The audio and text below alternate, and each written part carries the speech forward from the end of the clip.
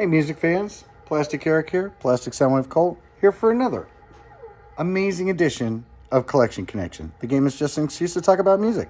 It's a game I play with my brother Bryce over on Good Show Ponsonby.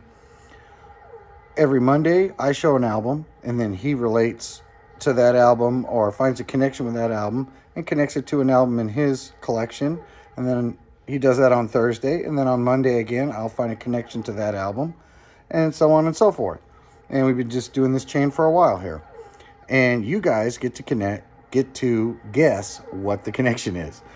And so on Bryce's last video, I don't think anybody got the connection last time I checked. If I'm wrong, I'll put down the correct answer down here. So between Stiff Little Fingers' Nobody's Heroes and Aha's Hunting High and Low, they both album titles end with a title from David Bowie album. So you have Nobody's Heroes, David Bowie, and then you've got Hunting High and Low was also a album by David Bowie. So if you managed to get that one, congratulations. I don't think anybody did, despite all the guesses. So the last album that my brother showed was Aha's Hunting High and Low. It's an album directly out of my old collection. I used to have that on vinyl. I don't have it anymore. I don't even have it on CD or anything. So I had to go to Spotify to listen to it again. And I do like the two hit songs off of there. The Sun Always Shines on TV and obviously Take On Me. The other songs on that album are still okay. They seem a little bit darker than those songs are. I only listened to it once again after like probably 30 years.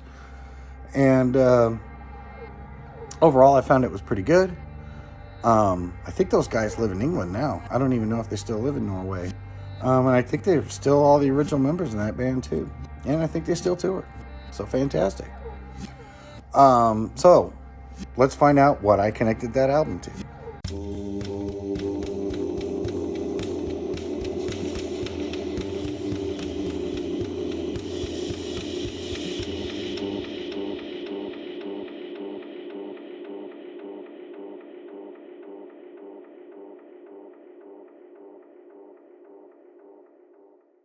So in our last few connections, as Bryce had said in his video, we've been stuck in 80s bands.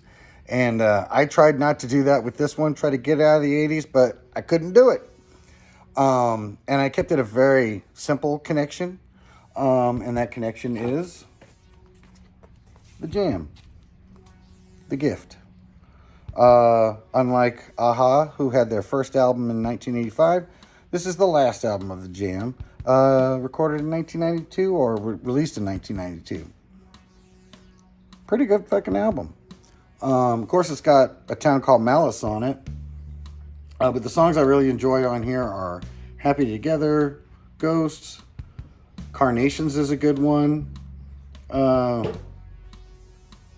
I want to say that Running on the Spot, the first song on the second side, stood out to me a little bit. But, of course, I say that now and I just got this one. Haven't heard a lot of Jam before this, except for On Top of Pops when I was a kid. Overall, I probably listened to more Style Council, which isn't even a lot, than I have the Jam. Even though they were huge when we lived in England over there. The big song I really remember from them is Going Underground. Or if it was just called Underground. And actually trying to dance to that song at a church dance at a Bible school. Of course, I had a crazy teenage life. But yeah, this album is fantastic. I noticed on the sticker here, this is an American pressing of this, and it says The Jam, England's #1 rock and roll band. So I don't know if this is considered in England their crowning achievement. Or if they got to this point and said, you know what, we made the heights that we wanted to make, and now we're going to duck out while we still make some decent music. Because it is quite good. And then they were actually around for quite a while. When I looked it up, it says that they were formed in 1972, which I don't think they even got big until like 78 or 79. So it's amazing that they stuck at it for that long and finally got, record deals. And maybe it's like the Beatles, where they have done so much stuff off the record that it really set them up for being a band that has some longevity to their songs. I mean, a lot of these songs could exist, and be written today, I think. I think that's what makes this album more standoutish than some of the other ones. Again, I haven't listened to a ton of those, but if I'm going off the hits, yeah, some of those albums definitely sound of their time. This goes out of their, their wheelhouse a little bit with The Town Called Malice. It has that definite, kind of like Supreme's groove or something, that doo doo doo doo doo doo doo doo doo, that kind of thing. But overall, this album is fantastic.